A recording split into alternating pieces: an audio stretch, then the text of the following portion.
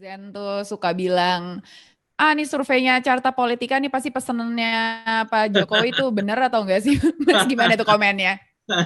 Iya, gimana ya?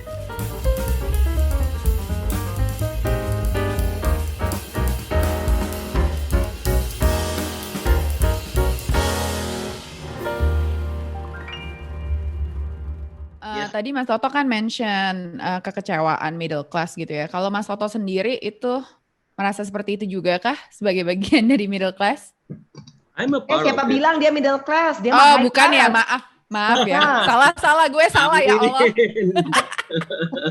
Siapa bilang? Terus. Amin. Ya, kecewa.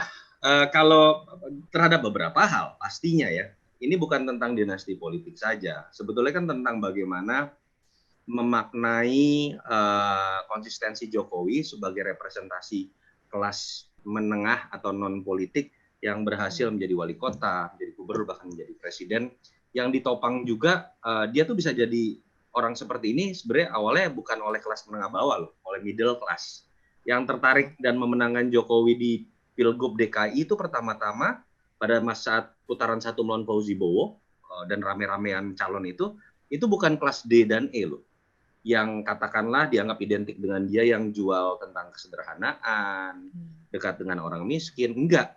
Yang tertarik dengan dia awalnya tuh it's the middle class, bahkan it's the middle upper class bahkan ya. Karena orang upper class ini sebenarnya kayak melihat representasi, atau middle class ini melihat representasi dia, ngomongnya tuh nggak usah pakai bahwasanya yang saya hormati, ngomongnya gaya bahasa gitu aja, nggak birokratis gitu kan. Pola pikir dia kan selalu debirokratisasi, deregulasi. Itu apa sih impian atau sesuatu yang dianggap penting sama kelas menengah gitu kan selama ini. Dan nggak berbicara mengenai, ya dianggap juga kan berarti nggak yang kompromi politik, apa-apa bicara mengenai tukar guling seperti terjadi di politik. Tapi kan memang harus diakui hal itu menjadi berbeda ketika Jokowi menjadi presiden. Pada saat gubernur kita masih melihat sosok seperti itu, apalagi saat di sampingnya Ahok ya. Tapi saat jadi presiden kan orang mulai melihat ada sisi yang berbeda. Dia ternyata sangat kompromistis. Dia ternyata sangat mengikuti alur budaya politik yang selama ini dikritik juga gitu oleh kelas menengah. Misalnya ya partainya kabinetnya sama aja, ternyata nggak teknokratis juga, isinya setengah partai setengah enggak, gayanya mirip-mirip dengan partai lain. Beberapa kebijakan juga akhirnya dianggap terlalu kompromistis dengan partai. Kritik saya itu terutama di situ. Tapi munculnya sebenarnya agak beda. Periode pertama saya memaklumi karena masa konsolidasi politik pasti, apalagi dia bukan ketua umum partai. Pada saat periode kedua ternyata isinya kabinet modelnya masih seperti periode pertama, bahkan wamennya jauh lebih banyak.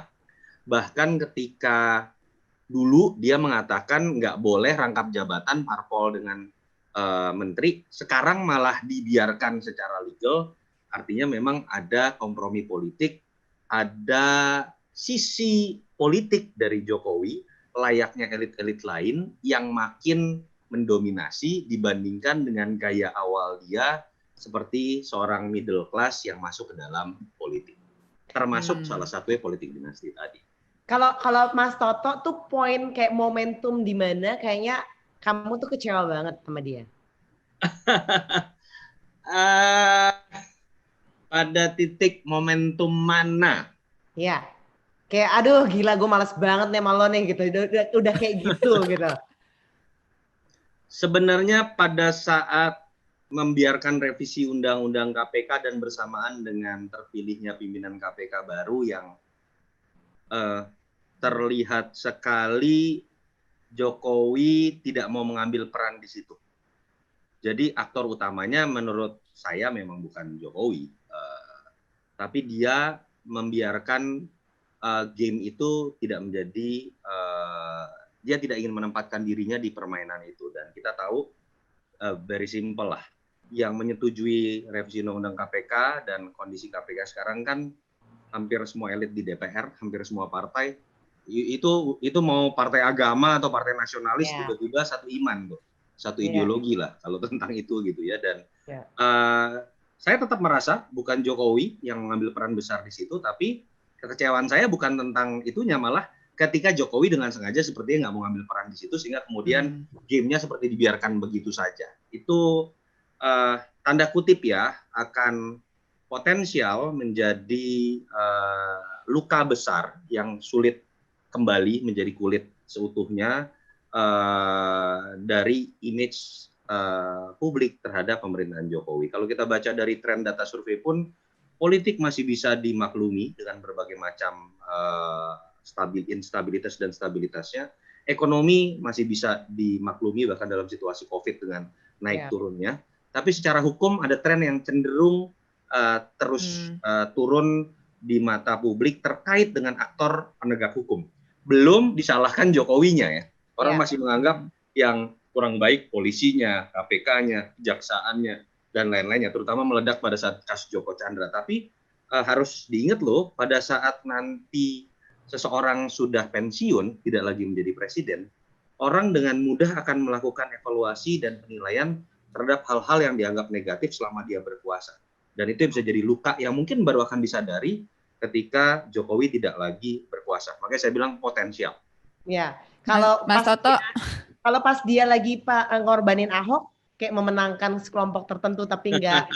I know, Andini bakal nanya itu. Karena kita kan sama-sama membela orang yang sama. Farina juga sih. benar. Itu misteri terbesar yang sampai sekarang nggak bisa. Saya nggak dapetin jawaban pastinya ya, dan tapi saat itu ada kagetnya itu kan pada saat sebenarnya kan bukan ketika Ahok dinyatakan bersalah. Prediksi saya pun seperti itu. Tetapi Ahok langsung ditahan 2 tahun, it is something yang buat saya itu nggak mungkin, nggak ada sebuah kesepakatan politik terlebih dahulu di dalamnya. Dan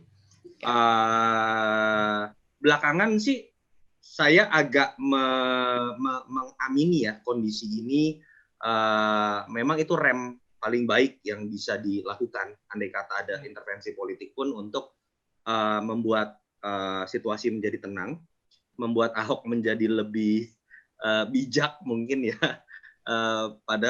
Pada sisi tertentu memang ada masalah emosi yang sangat besar dari Ahok. Saya juga kenal dekat dengan dia.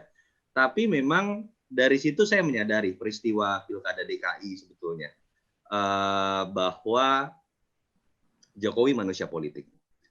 Jokowi bukan variabel yang bisa kita lihat dalam garis lurus kiri dan kanan atau hitam dan putih. Dia warna-warni.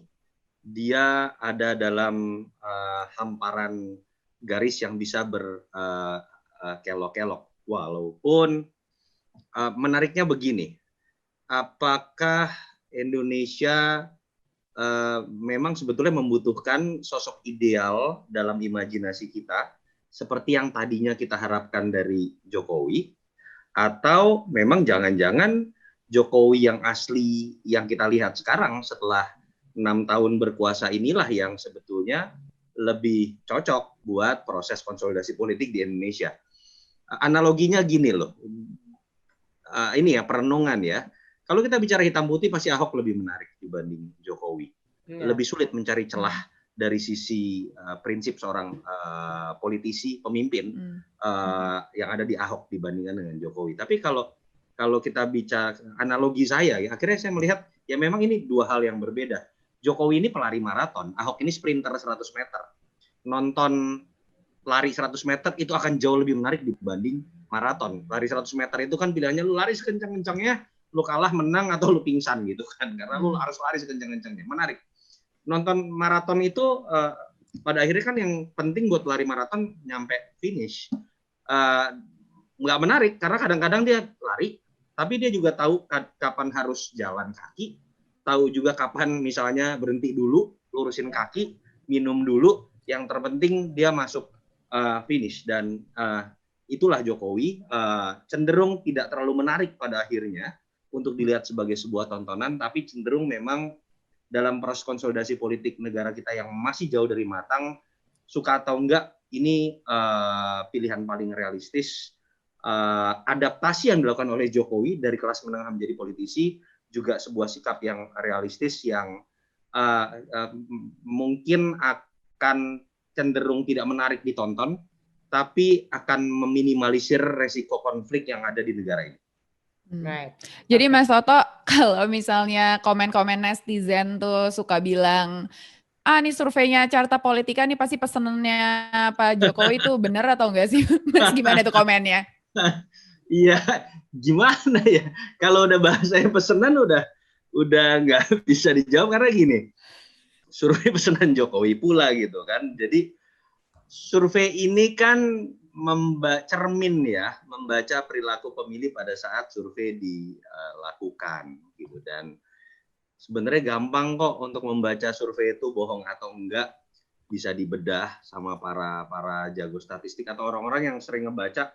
Kan banyak tuh survei begitu dibedah ternyata angkanya nggak nyampe 100% atau inkonsisten dari segala macam temuan yang ada gitu, dan kita nggak pernah bisa membuktikan dan harus membuktikan kepada semua orang untuk percaya, apalagi dalam situasi emosional 6 tahun terakhir, Pilpres 2014, puncaknya terjadi pada Pilkada DKI 2017 dan pemilu kemarin. Tapi kan sejarah yang akhirnya membuktikan 2 kali Pilpres yang bohong lembaga survei mana dalam quick count kan sejarah juga membuktikan. Walaupun pusing juga kepala saya, lembaga yang pernah ketahuan bohong, orang-orang yang pernah ketahuan bohong, termasuk capres yang pernah ketahuan bohong dan tim sesnya, kemudian mengulangi kesalahan yang sama, dipercaya juga gitu kan.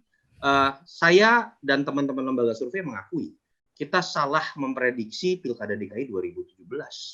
Itu sebuah kesalahan yang harus kita akui, tapi bukan sebuah kebohongan, karena survei itu yang penting, quick count itu mungkin saja salah dengan berbagai macam kemungkinan non sampling error atau sampling error, tetapi tidak boleh berbohong.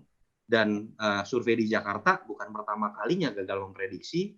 2012 pun kita tahu hampir semua lembaga survei saat itu, Carta tidak melakukan survei, memprediksi Fauzi Bowo menang, tapi kemudian yang menang Jokowi Ahok. Kemudian 2017 saya menyatakan Ahok saat itu berimbang tipis, 2% menang, SMRC dan indikator mengatakan Ahok kalah tipis 0, tapi hasil akhirnya kalahnya 16%, kalau saya tidak salah.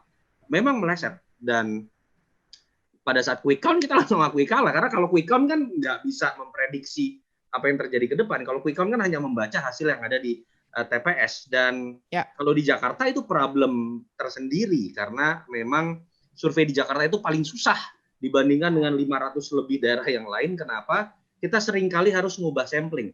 Misalnya, samplingnya dinyatakan masuk di apartemen ini.